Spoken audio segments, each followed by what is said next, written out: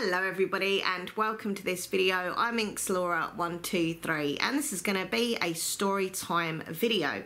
So in this video I'm going to be telling you about the time that my lovely mum, my dear sweet mummy, got me fired from a job. Yep, she got me the sack from where I was working. It's a very true story. It happened many years ago, but we still kind of talk about it and laugh about it up to this day. Not that it's that funny, but it kind of is funny in a sort of roundabout way. But yeah, hopefully you'll like the video. If you do, you know, click like, comment, subscribe. Links down below to all my social medias. Come and follow me and add me on social media.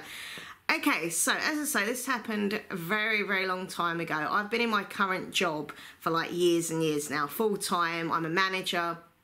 People often ask me, actually, is YouTube my full-time job? No, it's not. I've got 2 YouTube channels that are kind of like work for me because I'm either filming or editing and promoting. It's kind of like a job, but it's not. But I do actually have like a proper job, you know.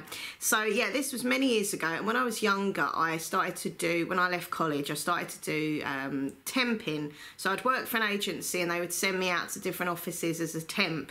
And sometimes, you know, it could be a day job, or it could be a week, or it could be a couple of months. It could even be like up to a year. So, you know, different jobs through this agency, and I kind of enjoyed that, but there was a point where I thought, I just wish something was more permanent now. I wish this wasn't like in and out. I just want to stay somewhere, you know. But it paid the bills and it gave me some great experience, you know, when I was younger in like office environments and stuff, and some jobs that I liked more than others, some people that I worked with, you know, I liked more than others, and that was that. So it was just before Christmas time and my agency told me that they wanted some staff for a local bank. Now, I'm not going to say the name of the bank, but it was a very big, well-known bank in England, and it wasn't actually in the bank where people do all their money stuff, you know, money. It's in like the office part of the bank, okay? So it was a big building, and yeah, people like, you know, they did all their accounts and stuff and random stuff that they do in bank offices. I don't know how to describe it, but anyway, so I'd never done that. I'd been sent on lots of different jobs, but I'd never worked in like that kind of environment, like financial. I'm useless at maths for a start. I was like, oh god. So I remember saying to the lady who used to like help me get the jobs and stuff at the agency that I'm useless at maths. I said, I'm not gonna lie to you. Good at English, drama, office stuff, you know, on the phones, I'm confident, but when it comes to maths and figures, I'm rubbish, you know, I'm useless. There were 6 maths groups at school and I was in group 6. Definitely not a good place to be, you know, but she was like, no, that's fine, you know, you won't need maths skills, it's all data entry, and, you know, any of the calls that come in on the phone, it will just be like incoming calls, simple answers, you know, and I was like, oh, okay, if I haven't got to use like a maths thing, then it's fine. So I agreed to do this job, and this is the thing, normally they give you like months and months training before you would actually like start the job, but because the bank were rushing to get like us group of temps in, they kind of said, yeah, we haven't got time to give you months of training, we're just going to do it in 3 weeks, like a quick kind of, let's jam it all in 3 weeks. So some of the people that I was like in this group with, because there was a group of us that had gone along and to do the training and be taken on as temps, they'd already worked in banks previously, so I had a little bit of experience, bit of knowledge of it. I'd never done that kind of thing. I'd never worked in a bank or anything, and you know, it was kind of like out of my league. I was like, oh, you know, and people were very different. Like where I'd worked in offices, they were kind of friendly and more down to earth, but these people, like, no offence by the way, but this particular place that I was at, they're very suited, booted, a bit stuck up, not very friendly. No one was really like down to earth and having a chat, you know, it was all very, you know, there's me, you know, and I was like so not confident back then. I was like really nervous, really shy, and I don't know, like I was always confident on the phones, and I still am. That's why my job is involving the phone and stuff, but yeah, like face to face I'm quite awkward and nervous, and yeah, so they kind of said, right, 3 weeks you got training, we're going to jam it all in. And some of the people in my group, they were just doing brilliant. And I was like, oh, you know, do you understand everything? They're like, yeah, we know what we're doing. And there's me like, So some of it, like they learned, like you had to learn like this whole new system and how it worked and what to say like script-wise on the phone, you know, if someone would call, what option to go on and all that. I was fine with certain aspects of it. I did catch on pretty quickly, but other parts of it, I just didn't understand. Like if they'd ask something, I just didn't understand it, and I kept kind of saying to this guy who was like helping with the training, you know, like I said, I'm not being like funny, but there's certain parts of it I don't understand, and he just kept putting it down to being nervous and inexperienced, and you'll be fine, and you know, as soon as the calls start coming and you get used to, you know, the different calls and the system and stuff, you'll be fine. So I was like, do you know what, he seems quite confident in me, and yeah, I'm just gonna do it. So anyway, they put us on the phones after the training. They put you in this room with loads of other people, and it was like all these kind of like groups of four kind of there, like little stations, workstations. I never felt comfortable in that situation. It didn't feel like, just, you know, luckily now, you know, I work with my mum and stuff. It's a very homely office. I've been with this company for years, and before this company I was with another company but in the same office, long story. But this office I've got now is very homely, you know, and I've got all my little knickknacks, and it's just comfortable. But yeah, this bank felt very cold, and just, I don't know, just no one really chatted. Like some people, like it wasn't just sitting there like mute, like not talking, but the chat was very much like, did you have a nice weekend? Yes, I did. Okay, let's get on with our work, you know, and I like a little bit of a chinwag, you know. I always remember as well, this is random info, but whenever it comes to like coffee breaks or lunchtime, I'd sit all on my own, because no one, maybe it's just me, maybe just people didn't like me, but I just never felt comfortable there. I just didn't like it. I mean, there was a couple of people who I used to speak with. There was this young guy, and, you know, he would be okay with me, but in general, like, I just didn't really get on with him. So basically, the problem started was when I would start getting this same call all the time, and it was just like, you know, can you tell me my balance? Can you do my interest? And it was always a similar kind of call. And whenever that call would come in, I don't know, I just wouldn't know what to do. And as much as I kept asking my line manager and people around me, I'd still get completely mixed up. I wouldn't know what to press on the system. I didn't know what to say on the phone. I was tongue-tied, and I don't know what it was. I couldn't grasp certain calls about this kind of thing that I just didn't get. Like if someone was ringing up with something, of a question about their bank account, and I would just have to type something and I'd just read them the result of that, it'd be all right. But if it was all these kind of certain things regarding their account, I would just get completely mixed up, and I just wouldn't have a clue what to do. So yeah, I'd always have to get my manager over and, oh, could you take the call for me? And they put the headset on and they're looking at you like, you know. And so they kept saying, don't worry, it's fine, don't worry. And then the more it kind of went on that I didn't really know what I was saying, they were like, you know, really got to start, you know, knowing what you're doing, because, you know, people are ringing up, you've got to be this is people's money. I was dealing with, you know, people's bank accounts, you know. So I just remember getting really upset, and I come home one day and I said, Mum, I feel like a failure, you know, everyone knowing what they're doing, and by now, you know, I don't know if it's because I haven't had enough training or because it's just not my kind of thing, like figures and stuff. I don't know what it was. I just don't know what to do. And she said, well, I'll give you a little advice, Laura. I'll give you a little tip. She said, this is what I used to do when I was in a job that I didn't know what I was doing on the phones. She said, if people ring up and you don't know what to say to them, make out it's a bad line, you can't hear them, and then hang up. I was like, I can't do that. She's like, honestly, it's fine. She'd literally, because basically it'd be like constant calls coming in. So the calls I'd know what to say. Another one of the calls would be one of these that, you know, get me stumbled and I wouldn't know what to do. So she's like, whenever you get a call come through that you don't know what to say, you don't know what to do, instead of getting stressed, just go, oh, it's a really bad crackly line. I can't hear anything. Hello? She said, even if you can hear them, just put the phone, you know, end the call. I was like, oh, I thought it was a great idea. A little bit naughty, but I thought, well, you know, this might help me through, because not all of the calls that I got all day were these kind of tricky ones. Some of the calls, as I say, I knew what I was doing and I was fine with.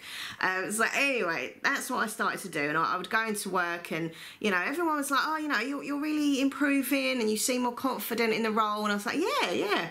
But unbeknownst to them, I was ending the calls and saying, yeah, sorry, I can't hear you. Yeah, sorry, it's bad line. Oh, hello, yes, I can help you with that, next call. So it carried on for about a month of me doing this. A month, literally, of me making out I couldn't hear them. And then one morning I got to work and I was called in by the line manager and another manager.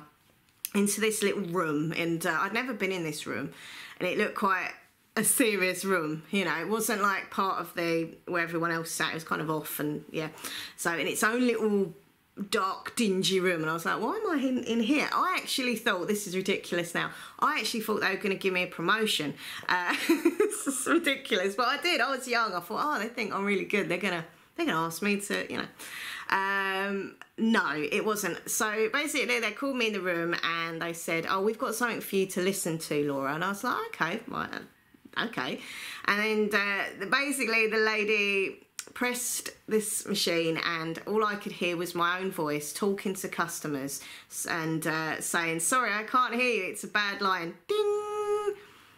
And she just kept playing them, and they were all looking at me in this room, and I'm just like, honestly, I can't even explain how blooming awkward it was and cringe.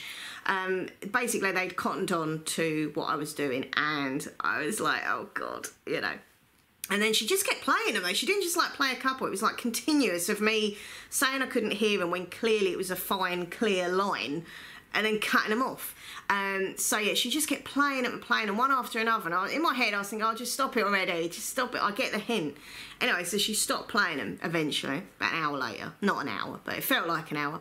And yeah, I sat there and she was like, so what have you got to say for yourself, Laura? And I was like, So I just stupidly said, well, you know, I said, my mum told me to do it. Poor mummy, dropped my mum in it. She's like, what? I said, well, and I basically started crying and saying, look, you know, I didn't have enough training. I kept saying that I was not, you know, understanding certain calls and certain parts of the system, and I panicked. I didn't want to be a failure. I didn't want to look useless. And, you know, I just kind of asked my mum, and she gave me this advice to hang up on people, make out I couldn't hear them. And I don't know why, but for that minute I thought, maybe they've understood. Maybe they're going to feel sorry for me. Give me a bit of understanding, a bit of sympathy, help me out a bit. And she's like, I think it's time you got your stuff, take your stuff from your drawer, pack up and leave this building. And I was like, oh. And I remember saying, does that mean I've kind of been sacked? Because I'd never been sacked or anything. And she was like, well, yes, you have been dismissed. I was like, okay. And I had to walk through all the bloody room with like everyone looking up, like, because they obviously knew what happened in that room. I didn't know what happened. So yeah, it was very, very embarrassing, very cringe, and very upsetting.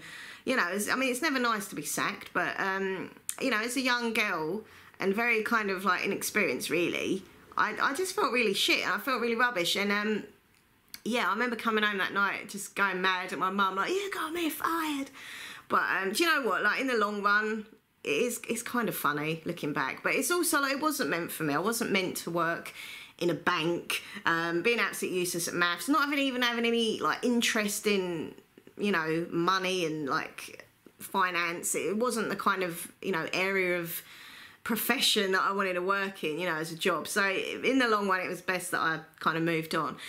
So yeah, mummy got me sacked, and we, as I say, we still laugh about it now. But yeah, another time I got sacked. I can't blame my mum for this, actually. This was really like years and years and years ago. And I remember doing this temp job for the council. If this was now, they would not have got away with it. Like all the PC stuff that goes on, I'd be like, right, I'm suing you. Back in the day, they didn't really give a shit. But yeah, I got a job as a temp at the local council doing some whatever, I can't even remember. It was just like a little temp job for the council. And they wanted me as part of the job to do some filing. And I had these big filing cabinets that give me this big old like folder packed of paper that I had to like file away.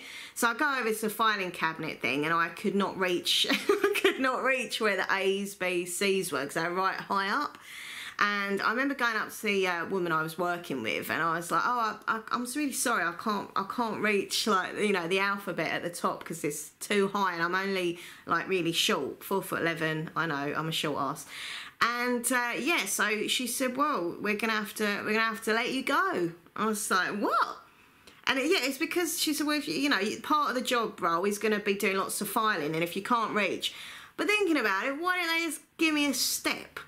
Or a ladder or something. But as I say, they would not have got away with that now. You'd have had proper like tribunals going on. But back in the day, they were just like, yes, see you later. But yeah, I mean, when it comes to temping and full-time, do you know what? Unless things got really dire straits, I wouldn't do temping again. I just, especially with my whole kind of anxiety and stuff like that, I like to feel comfortable and confident in the workplace. And, you know, I'm very fortunate and very, very lucky where I am now, you know, because I work with my mum and Nathan. We all work for the same company.